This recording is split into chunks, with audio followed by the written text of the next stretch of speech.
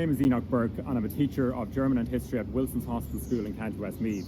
I'm standing here today outside my local Bank of Ireland branch at Castlebar in County Mayo.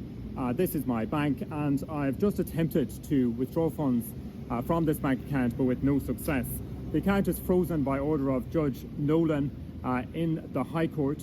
This was on foot of an application made by the Attorney General, Mr. Rossa Fanning, and accompanied also by lawyers for the Minister for Finance, Mr. Pascal Donoghue, and the Minister for Education, Miss Helen McEntee. And I have the bank card here in my hand, but I can't withdraw any money. And I want to make clear that I received no notice whatsoever of this. This is my bank account. It's where I received my salary over the last 7 years. Today is payday, it's a Thursday. And normally today I would receive my salary for the previous 2 weeks' work ending on Friday. But today I have received nothing. As well as my bank account being raided, I've also not received any salary. That sum has been withheld. Now I had over 40,000, just over 40,000 euro in this bank account. That's a lot of money for someone of my generation. You might save about 5,000 euro a year on a full-time salary or so. This is the savings really of many years, a lot of money.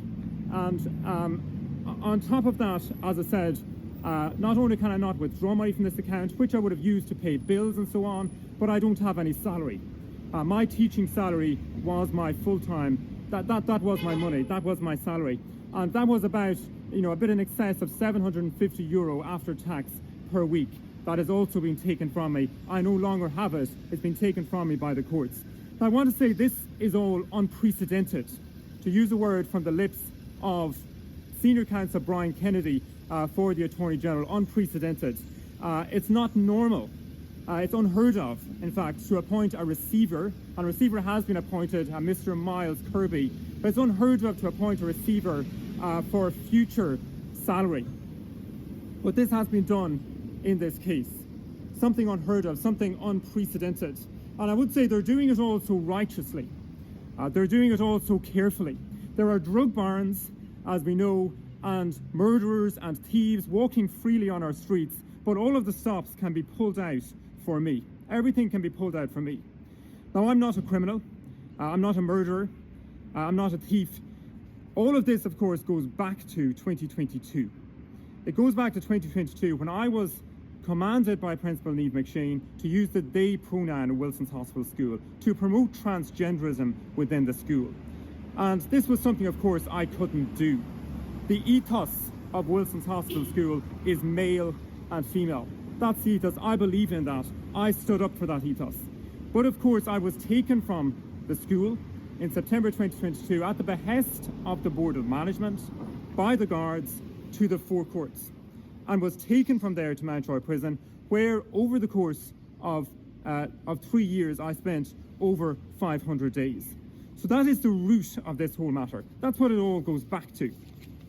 That I refused to be compelled into promoting an anti-Christian belief in the school where I was employed. I want to make clear this is happening in schools. This is what is happening in schools all throughout the country, and of course in the school where I worked. But children are being sexualized. Children are sexualized. They're being told they can be pansexual, they can be bisexual, they can be non-binary. They're being told that they decide their own gender. That's an anti-Christian belief. That is an anti-Christian belief. And I am being penalized very simply today. I can't withdraw my money. I'm being penalized for refusing to teach an anti-Christian belief to students.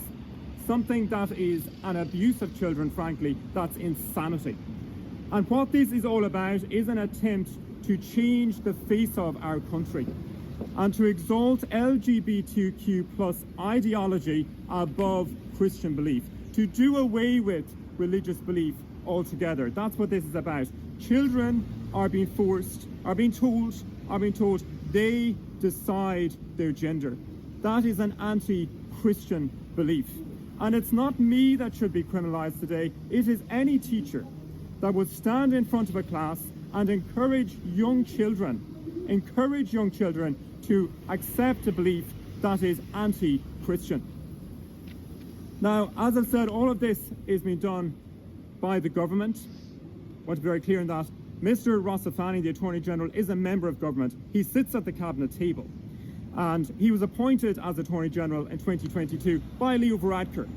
He's a friend of Leo Varadkar, whose lifestyle, of course, wouldn't be my own. This man is a millionaire, I'm told. He has loads of money. He's well remunerated, as is the Minister for Finance, Mr. Paschal Donohoe, on a salary of €211,000, along with the Minister for Education, Ms. Helen McEntee, on the same salary. So these people are loaded.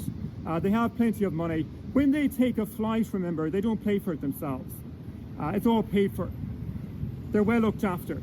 And we saw recently Micheál Martin sitting in America laughing about the housing crisis, laughing about people of my generation who can't afford a house. Some of them maybe think they'll never be able to afford a house. That's a laughing matter to Micheál Martin. We heard also Mr. Paschal Donohoe, the same Minister for Finance, who is stripping me of my assets.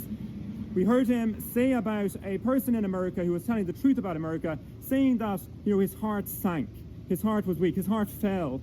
But his heart didn't fall when I was languishing in prison for 500 days. His heart didn't fall then. His heart didn't fall when people in this country were stripped of their right to a religious belief. Were told they could no longer have a Christian belief, that they went to jail if they had a Christian belief. His heart didn't fall then. Now this man, Mr. Rossafani, he has said there's no evidence it will mean hardship for Enoch Burke, this stripping of assets. No evidence it will mean any hardship. I would just say simply that's an astounding statement for an Attorney General to make. Not surprising perhaps when you think of these people, the plush lifestyles they live, the money, the remuneration. Not surprising, but that's an astounding statement for an Attorney General to make and a judge to accept. But of course, we don't have judges anymore in this country. Judge David Nolan, he called in the Attorney General, called in the ministers and the personnel of the various departments so that he wouldn't have to do any work himself and he'd just have to sign the dotted line. And I want to finish simply by saying that the travesty in this whole matter is the silence of the church. In my school, the ethos over the door is God made them male and female. But when I stood up for that ethos, when I stood up for this, I was jailed. And the church stood by silently. The church leaders standing by silently, as around this country, in every school, children are sexualized, they're taught transgenderism in every classroom. This morning, Thursday, as I speak, children are being taught that. They're being taught they must accept it, they must bow to it, they've no choice in the matter, and the people who could solve this whole matter are standing by silently. Nothing to say. These church leaders, betrayers of Christ, deniers of Christ. You know, I believed in the ethos of Wilson's Hospital School, where I'm employed. I stood up for it. The motto of my school is res non verba. It's actions, not words. And I said, I will take action. I won't just say I'm a Christian. I won't just say I have a belief in the closet. I will stand up. I will say no. And I stood up. I took action by saying, no, this is not acceptable. This is not the ethos of the school. So just to finish with that, I'm here today, add to my bank account. But you know, truth will win in the end. Truth can be trampled into the ground, but it'll rise up from it. And a true Christian cannot be compelled or deterred or intimidated from standing up for what is right. Truth will win in the end.